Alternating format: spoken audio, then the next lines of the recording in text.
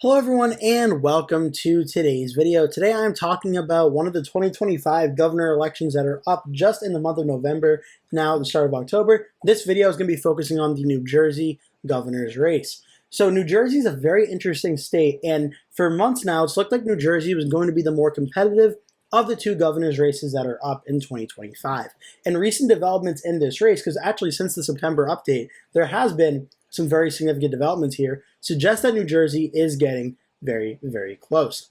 Now, just to give you a little bit of backstory on New Jersey, the reason Republicans specifically are optimistic in New Jersey is for two reasons. For one, the governor's race that happened in 2021, the last time it was up, the Democratic governor, Phil Murphy, only defeated Republican Jack Ciattarelli by 3.2%.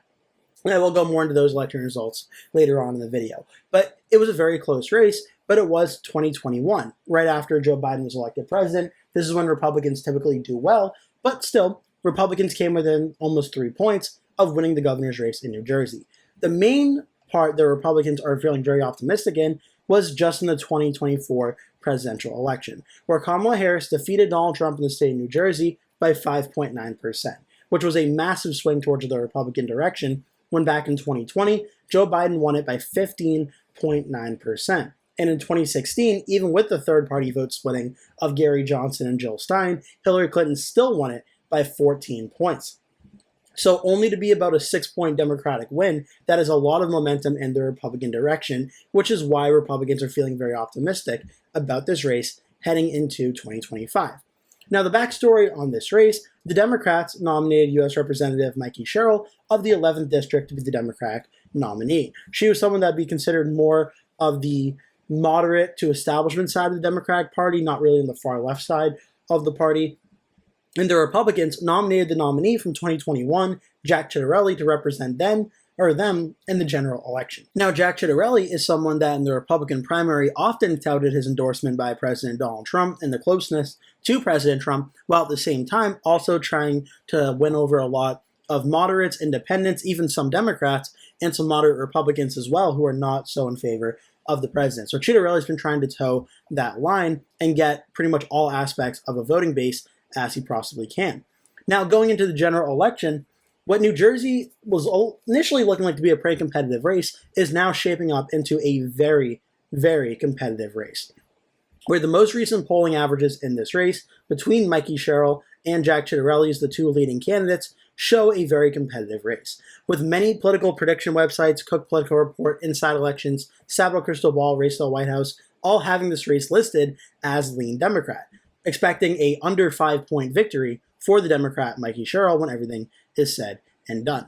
And the polling right now really has gotten a lot closer in the last few weeks. The last time I did this update in September, Mikie Sherrill had around a 6 to 7 point lead in the polling averages. A slew of really good polls have come in for Jack Ciattarelli over the last month or so throughout September, and now the polling averages have Sherrill up about 4.7%.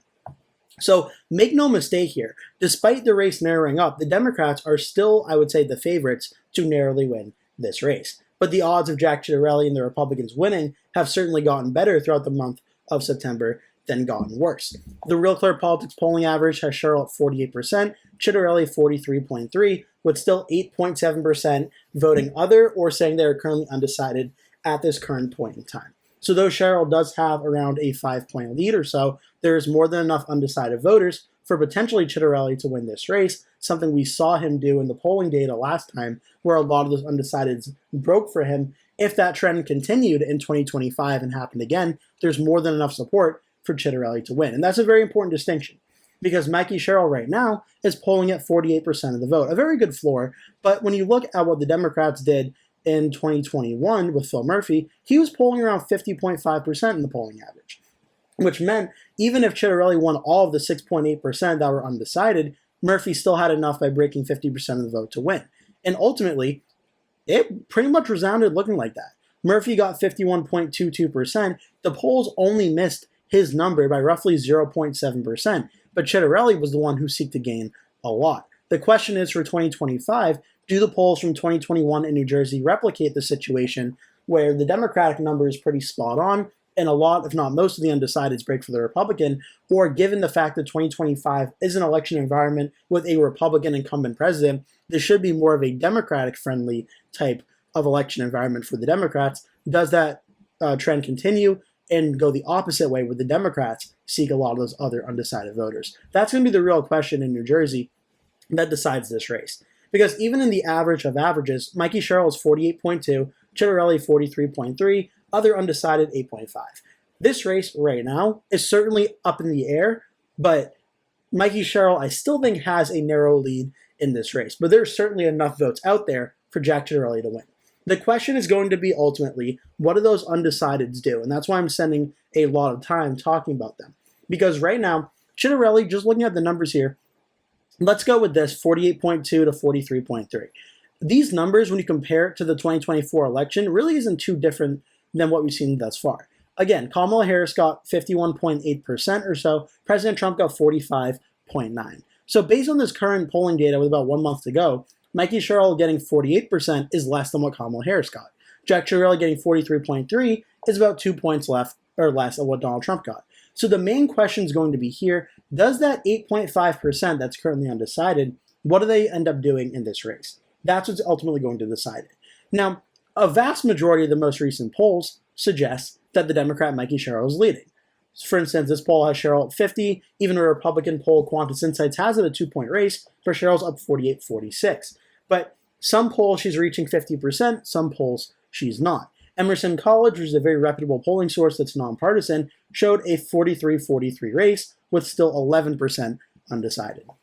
Now, ultimately, we're going to find out these answers in about less than a month, what's going on in this race and how those undecided voters ultimately break. Right now, it would suggest that Mikie Sherrill is the easier time to win, given the track record of New Jersey being more of a Democratic state than being a Republican state. So Sherrill does have an advantage based on the election history of the state of New Jersey and the election environment that's happening in. But Jack Ciattarelli is by no means out of this fight. And if you tell me on election night it's an upset that Jack Ciattarelli wins, I think it would certainly be considered an upset, but I don't think it's really an impossible one either.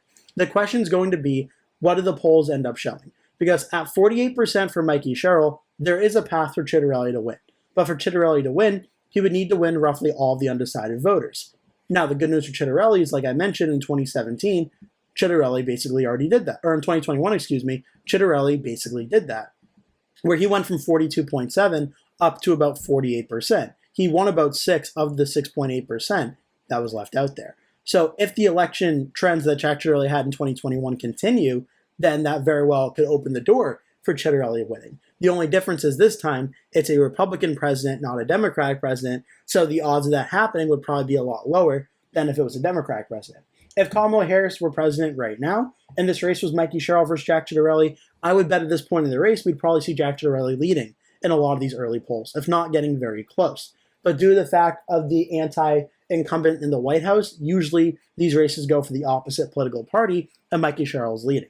But the fact that this is still a 5-point race or under shows it's very competitive, and Jack Ciattarelli has a very real chance at winning.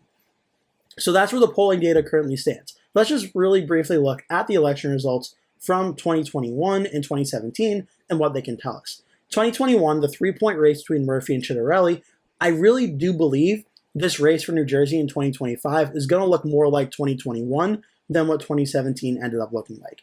And in this race, Phil Murphy did what a lot of Democrats do. They won Mercer County. They won up here in Hudson. They won up here in Essex. These are Democratic strongholds that are expected to be blue. But what's also very significant was Bergen County voted for about 6 points for Murphy over Ciattarelli, and Passaic County voted for Murphy about 4 points or so over Ciattarelli in these two areas. These are two very key suburban areas that Democrats, if they're winning this race, should be winning these counties that I am watching very closely. Because in the 2024 presidential election for Kamala Harris versus Donald Trump, President Trump actually won Passaic County over Kamala Harris. Now, there was 2.8% vote splitting from Jill Stein over Kamala Harris. Mikie Sherrill may not have that problem, so this could be an area to watch for. But Trump won Passaic by 2.9. Trump also lost Bergen by 3.4, a little bit around the similar margin, but a little bit less than what Ciattarelli lost it by in 2021. Another key county to watch for is Morris County. Trump won it by 2.7% in 2024 here, and in this election, Jack Ciattarelli won it by 11 points. So not only we're looking at the counties in terms of which goes red, which goes blue, but we're looking at the margins Jack Ciattarelli got in 2021 and asking, is he holding these margins? Is he improving these margins? Is he doing worse on these margins? Because Phil Murphy at 51.2, for instance, Mercer, which is where Trenton is, 65.34. What if Mikie Sherrill, how much is she winning this by? Is she winning it by more? Is she winning it by less? This is going to be a very important area. Newark Mayor Ross Baracco faced off against Sherrill in the primary and in Hudson County and such, and up here in Essex County. What are these percentages looking like for Mikie Sherrill? These are going to be key important questions to ask on election night for 2025 in New Jersey, not only which areas are red and blue, but what the percentages are in these areas, and comparing them to the 2021 election and the 2024 presidential election. I think we're more likely to see a 2021 type election than a 2024 presidential one in terms of overall turnout and some of the percentages in these counties, because there's a big distinction between how presidential races go for a state versus how Senate races go and how governor's races go. Governor's races are often a lot less polarized than the national federal races like president and Senate. So there's open for the party that's not typically winning those national elections to win. So in this case, that would benefit Jack Ciattarelli. And that's why, despite the fact that all the national factors of President Trump in the White House, Kamala Harris just winning the state by 6 points, all the factors nationally suggest that Mikie Sherrill should probably be winning this race by 10 to 15 points or so. But the fact that it's a governor local race, it's focusing on local New Jersey issues, is keeping Jack Ciattarelli really in this race, and it's going to be a very hard-fought race. And for both of the candidates' credits here, from everything I've heard online, is that Jack Ciattarelli is running a very good competitive campaign here. Not to say that Mikie Sherrill is not running a good campaign, but Jack Ciattarelli is running a very strong campaign and trying to get pretty much every voter he can to support his candidacy going into the final days. So I think we're starting to see the reasons why this is such a competitive race heading into the final few days.